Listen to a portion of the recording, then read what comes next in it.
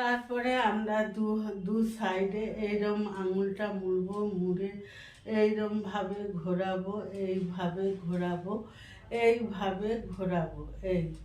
এরকম করে দু হাত দিয়ে উল্টো সোজা মুখটাকে খুব টাইট করে নেব, নিয়ে ছেড়ে দেব, দিয়ে আমরা এইভাবে তুলবো, আবার এইভাবে নেব, এইভাবে তুলবো, আবার নেব, আবার তুলবো, আবার নেব, আবার তুলবো, আবার নেব।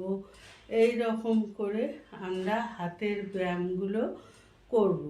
হাতের ব্যায়ামগুলো যত আমরা করতে পারবো, এরকম করে তুলে পিঠের থেকে চেপে নামাবো।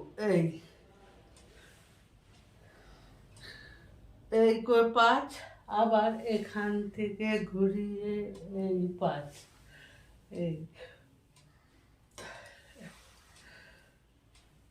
এরকম করে আমরা হাতের ব্যায়ামগুলো খুব ভালো করে করব, যাতে আমাদের হাত আর ব্যথা না করে, হাত যাতে ভালো থাকে।